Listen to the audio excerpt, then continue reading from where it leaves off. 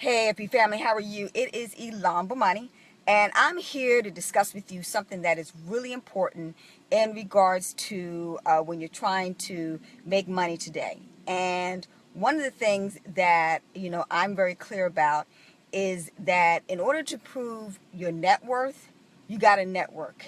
It's all about the people that you know that's going to get you to the next level. I know when I was making my transition from focusing on becoming a millionaire, I was very clear that I had to be coachable and a good copycat of the millionaires out there, and that's what I marinated in.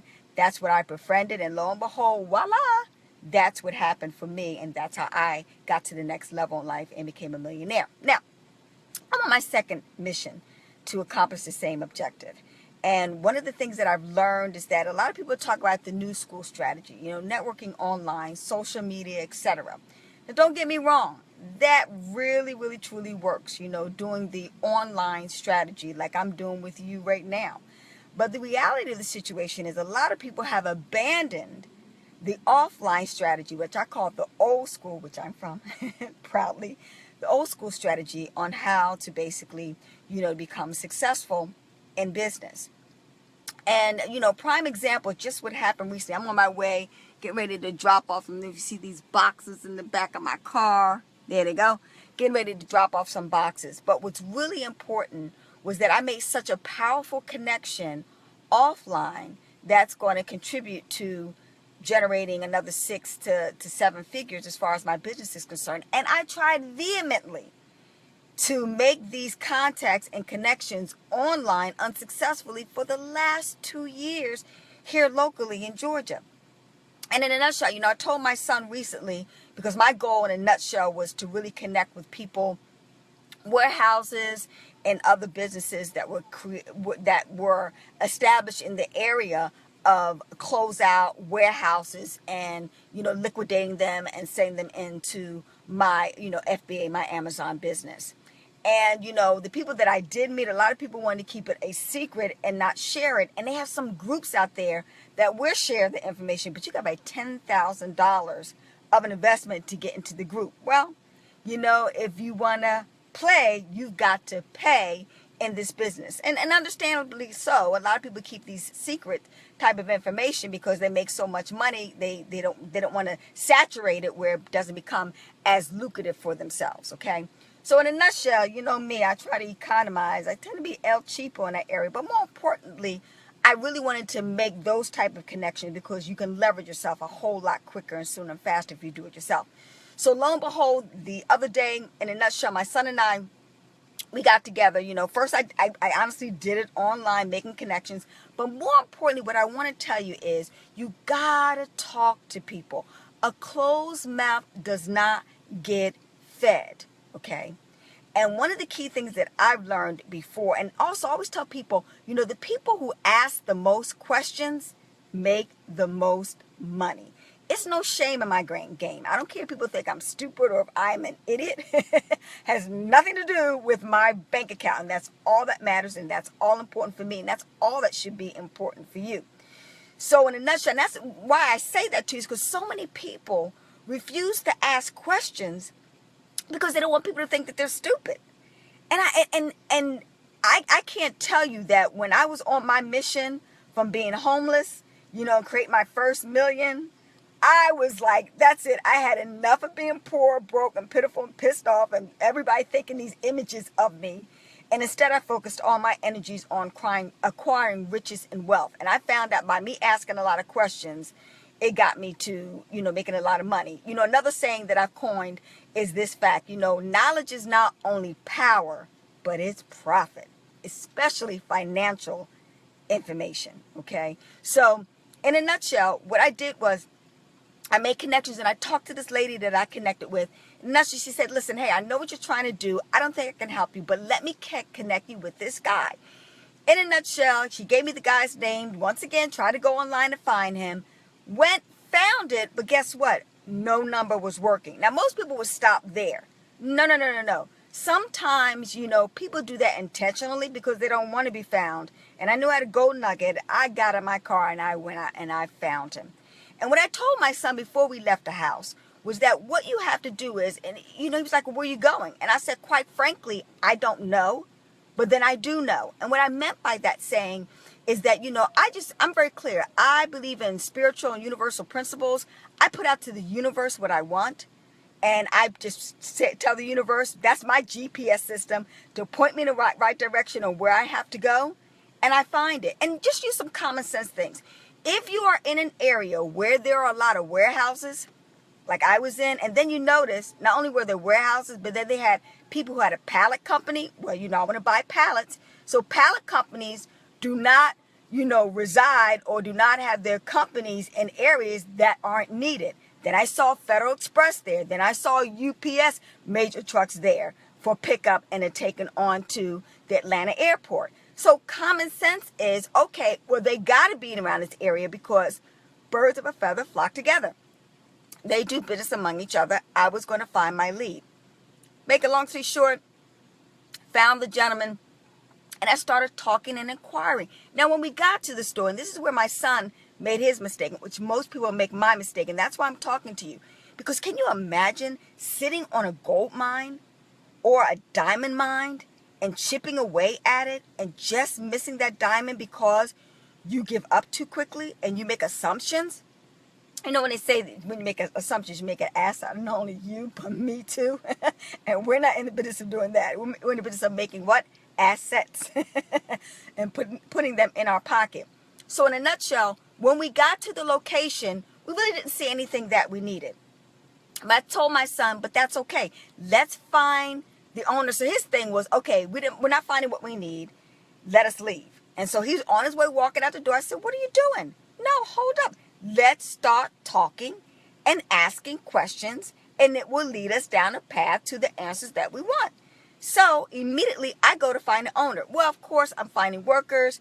Nobody knows where's the owner's at, where he's coming back, and they're kind of being kind of secretive and coy about the situation. Well, when that happens, I'm still talking until I get the answer that I want. I'm very clear about that. And that's what I encourage you to do. Have confidence in yourself and your ability to get to the bottom line of what you need and not focus on so much what another person is doing. Because they were like, I don't know where he's at, when he's coming back, etc. I said, okay, fine. I went to another guy. That's what I do. I keep on traveling to another person until I get the answers that I want. He gave me his number. The next thing I know, I'm talking to the guy.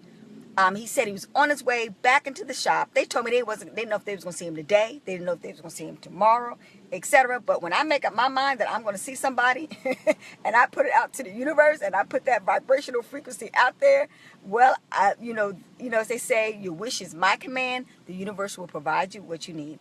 In a nutshell, the owner came back to the establishment. He was very coy, very distant, very brash. Very rude, to be quite honest with you. And that's another thing I want you to fully understand. Sometimes people are going to come off and they're not the way that you like them to.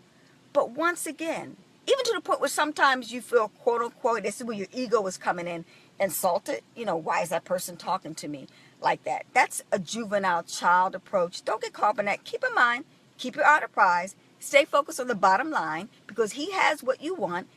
And so you can get what you want. You never know why people have attitudes. Don't take it personal. Get personal without taking it personal. That's my motto always. So I didn't take it personal as far as his response to me. He was like, okay, I'm back. Hey, listen, this is what he told me. I'm not like you. And what he meant by that statement was that he's a truck driver. He's out there. He's a hustler. He's not a business type of person.